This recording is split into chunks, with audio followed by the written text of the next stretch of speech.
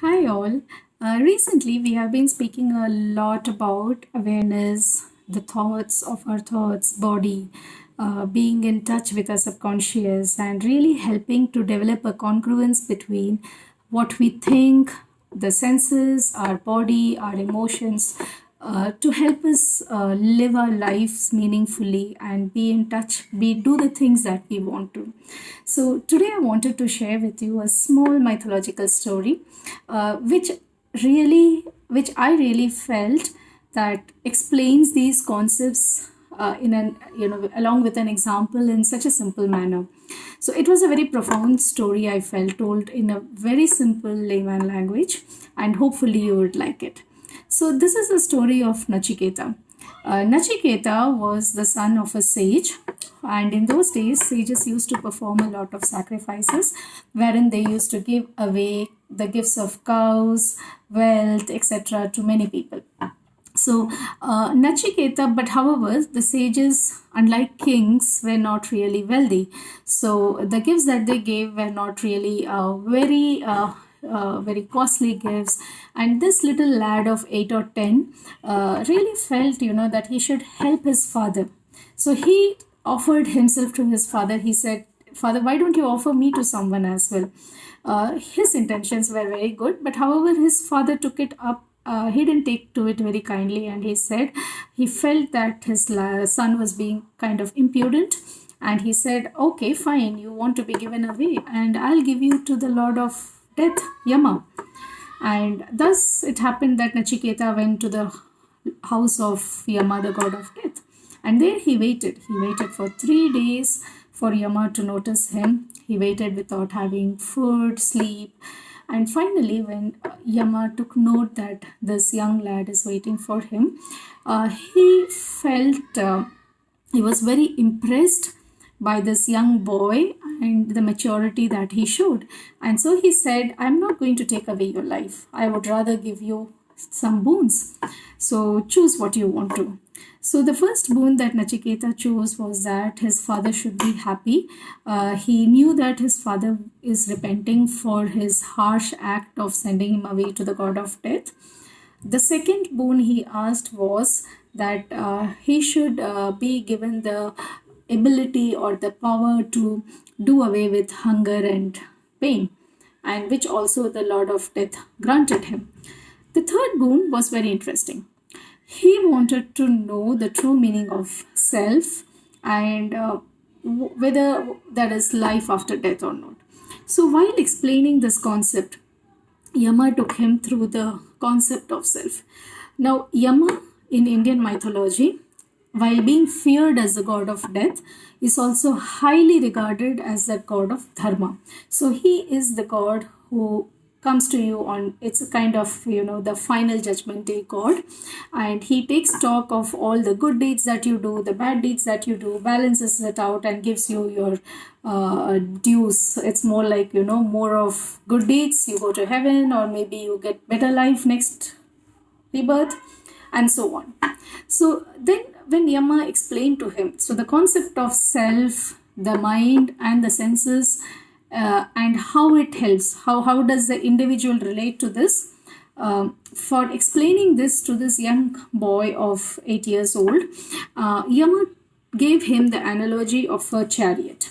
So he said, yourself, consider yourself, the self is immortal, so it does not stick to a body, so it never dies. It's been there, it's always there, and it is not impacted by anything. So your body is like that chariot. Imagine a man sitting in a chariot. So that chariot is what your body is. And then the boy said, "Oh, okay, so then what is intellect? So is it the intellect which drives the chariot? What is it? So is that the driving force?" So he said, Yama's reply was, "Yeah, kind of. Imagine that the chariot, you're the master of the chariot. You, being the self, are seated in the chariot, which is your body. And there is a driver. And this driver is what your intellect is. And in the driver's hand is the reins of 5 horses. So now imagine a chariot with a person sitting in it, the driver, and 5 chariots which are driving the five horses which are driving the chariot. And these five horses are what we call the five senses. So one is the visual sense, what our eyes see. The second is the auditory, what we hear. Third is the kinesthetic, what we feel. Fourth is olfactory, what we smell. And fifth is gustatory, what we taste. So now again, how does these all connect, and why? So is it the driver who is really driving? What is most important? Is the horses more important? Who is the real master? And now that's where the beauty of this whole concept is. So it is the self. So we need to understand what we need in life. Now consider this. So you have five horses, and if the five horses are all distracted in different directions, imagine a person sitting down to study and he suddenly gets distracted by the sound of music coming in, or else he just looks out and his attention wavers to what's happening in a TV set, which is the visual senses. Or suddenly he feels like he thinks he's very cold, he's distracted by the weather. Or he maybe smells something yummy, cooking in the kitchen, and he suddenly starts feeling hungry. So these are how the senses. Imagine a person sitting down to study and he gets distracted. Now this is the way, now that's where your mind starts playing a role.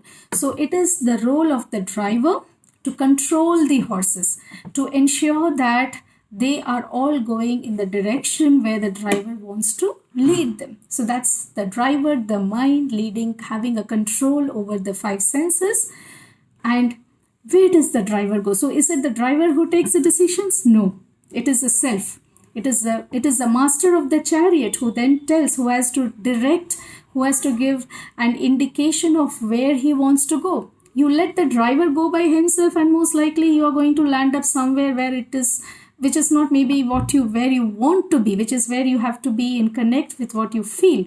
And once you know what you feel, what you want inside, you know yourself, that maybe, just to give an example, so somebody may find it very exciting to, or their aspirations may be to gain a big position in some organization, but that may not be your true calling. So you need not follow that just because your friend is doing it, or so you have been told that this is a dumb thing to do. You realize what yourself needs, you tell your mind, and then your mind drives your senses towards the goals that you set for yourself. And that's how the self in the body of a chariot, driven by the driver, which is your mind or intellect, and keeping in check or control, or rather directing the five senses in the direction where you want to go to, and you reach your final destination. Hope you like this little story, and hope this kind of helped you connect to the concepts that we have been discussing so far. Thank you. Have a nice day. Bye.